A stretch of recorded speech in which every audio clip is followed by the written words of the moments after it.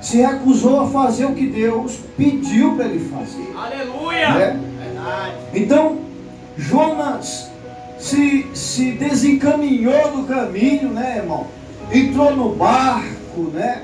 Se perdeu, caiu na barriga de um peixe, e aí houve um grande reboliço na vida daquele homem, para ele cumprir aquilo que Deus queria que ele fizesse. Porque Deus estava querendo realmente, era o que aconteceu, irmão, o arrependimento daquela cidade. Deus queria de fato que Nínive se arrependesse.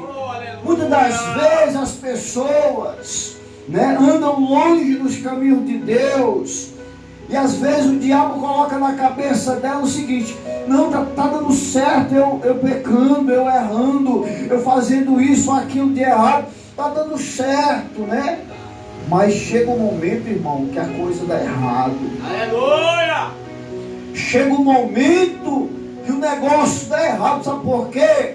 Porque Deus, ele vai soltando a corda, até para ver até onde aquela pessoa pensa que vai, irmão. E Deus vai soltando a corda. Olha, Jesus, você já viu aqueles pescadores que pescam as varas na praia?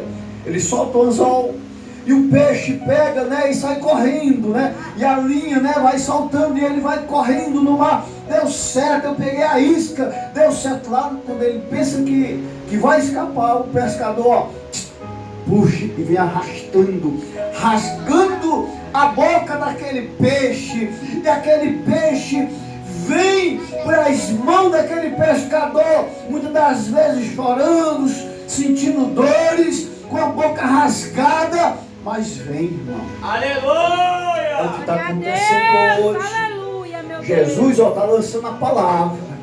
Eita, Deus. Muitas das vezes as pessoas, né, foge para longe da palavra e vai fugindo, e vai correndo, e vai fugindo para longe, menos para a casa de Deus. Aí o que acontece? Vai chegar o momento que Jesus vai dar um basta nisso, meu irmão. Vai chegar o momento que Deus vai dar um basta nisso e vai arrastar aquela pessoa pelo zão, e de um jeito ou de outro aquela pessoa entra na casa dele. Aleluia, glória! Foi assim que aconteceu com Nínive. Nínive estava pervertida, irmão, pecando à vontade, cheia de corrupção, né? E ali Deus, olha, vai lá, fala para aquele pessoal lá se converter, se arrepender, porque se eles não se arrependerem, eu vou destruir Nínive, aquela cidade será destruída. Oh, glória! E ali Jonas não quis, né? Não fugiu. Mas pela misericórdia de Deus ele teve uma segunda chance, irmão. E Deus deu uma segunda ordem para Jonas. Aleluia! E Jonas foi e pregou lá, irmão, juízo, irmão. Olha a mensagem que Jonas tinha que levar para Nínive. Era uma mensagem de juízo. Uma mensagem de juízo. Olha, se vocês não se arrependerem, Deus em 40 dias vai destruir esta cidade.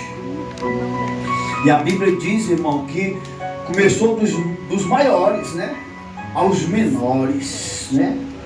Quando os maiores souberam da notícia, pensou o seguinte: nós precisamos urgentemente nos arrependermos. É importante que nós nos arrependamos de coração.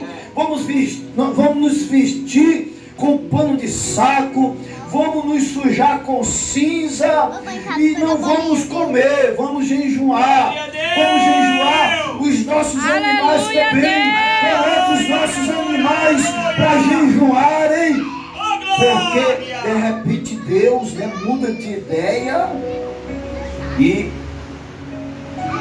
deixa nós vivos, né? E se arrepende de fazer o mal que Ele está decretando sobre a nossa vida por causa dos nossos pecados.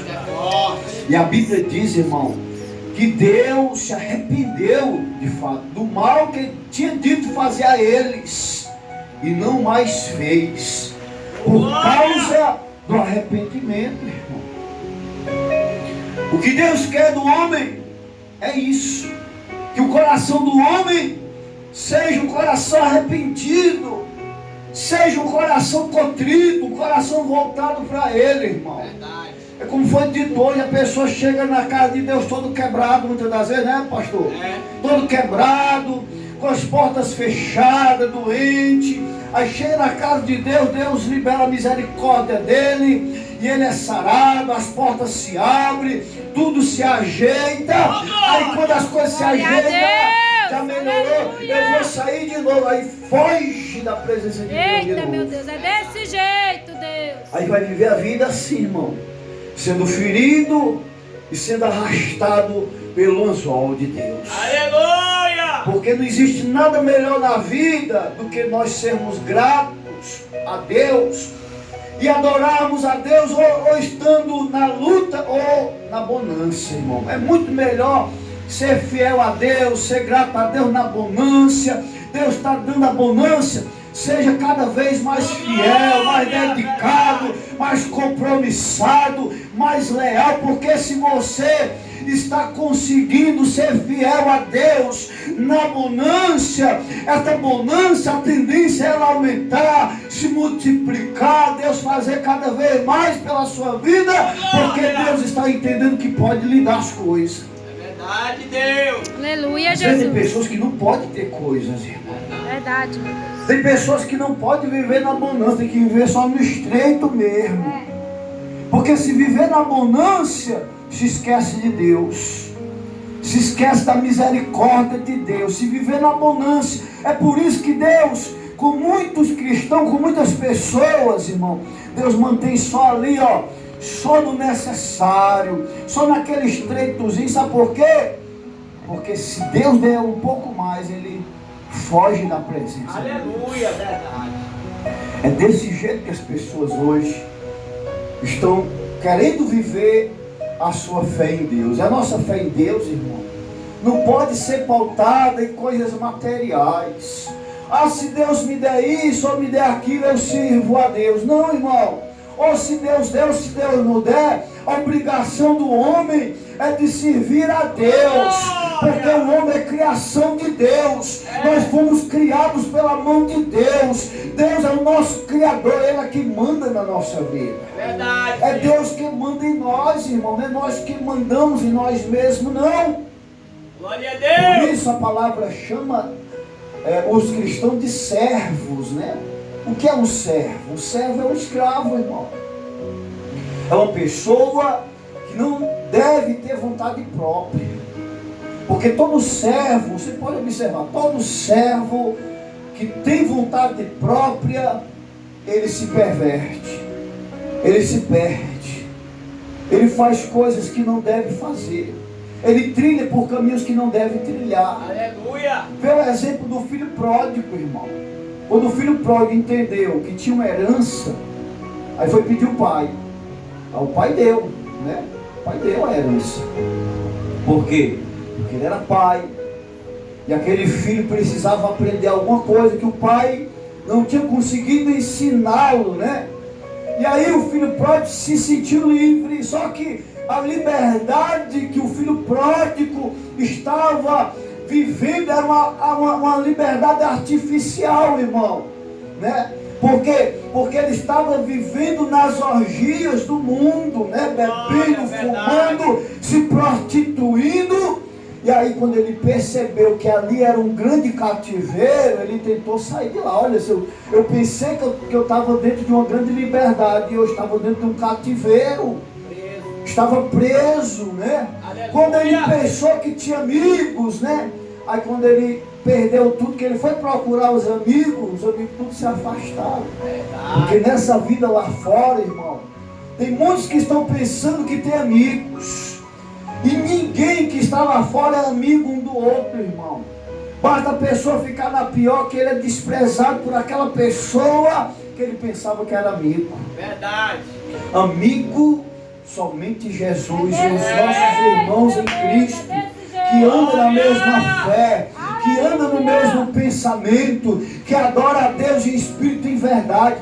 Esses são os nossos amigos, porque não estão conosco por interesse, mas estão conosco lutando pela mesma causa, lutando pelo reino, lutando para tomar posse de uma salvação eterna, irmão. Este é amigo que está lutando pela mesma causa.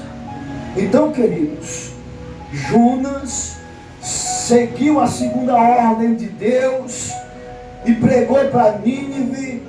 Graças a Deus que Nínive se arrependeu e ali foi poupada de ser destruída. Assim é o ser humano aqui na terra. O ser humano pode estar perdido, ele pode estar errando, pode estar distante, mas a partir do momento que o ser humano reconhece que não pode viver sem Deus e volta para os braços de Deus, Deus perdoa, irmão. Aleluia! Deus perdoa todo coração arrependido, toda pessoa contrita, arrependida.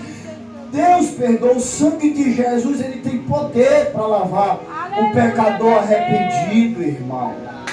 O sangue de Jesus, ele lava todo pecador arrependido. Agora o pecador que não se arrepende, o sangue de Jesus não lava não, irmão. O pecador que não se arrepende, o sangue de Jesus não lava. Por quê? Porque tem que haver um arrependimento verdadeiro. Aleluia! Tem que haver um arrependimento verdadeiro. Tem que vir do fundo de mais profundo coração do homem o arrependimento. Por quê? Porque quando o verdadeiro arrependimento chega, quando ele se manifesta, o verdadeiro arrependimento, uma das características que nós identificamos o pecador arrependido, sabe o que é, irmão? Ele se esforça para mudar. Ele se esforça para fazer tudo diferente. Ele se esforça para fazer as coisas certas.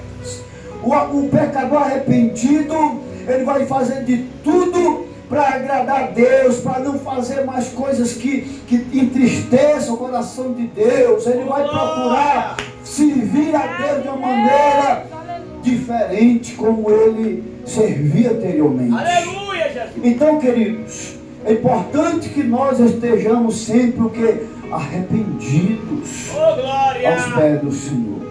A obra não é fácil. Não é fácil a obra. Mas o próprio Jesus disse que não seria fácil, irmão. O próprio Jesus disse que seria estreita mesmo, né, pastor? Verdade. Né? Então, se fosse fácil, então não seria obra de Deus. Aleluia! Né? Se fosse fácil, não seria obra de Deus. Oh, glória! Pelo fato de ser difícil, é uma das coisas que identificam que estamos no caminho certo. Verdade. Né? Quando a gente vê a dificuldade, né, as coisas muitas das vezes não acontecem do jeito que a gente projeta, que a gente quer, então a gente tem que estar no caminho certo, porque o caminho da salvação, o caminho do reino, o caminho na vida daqueles que estão arrependidos é estreito, irmão. O caminho que leva para Deus é estreito. Todos que estão arrependidos precisam entender isso, que o caminho é estreito. Então, se o caminho é estreito, nós não devemos procurar facilidades. Se o caminho é estreito, não devamos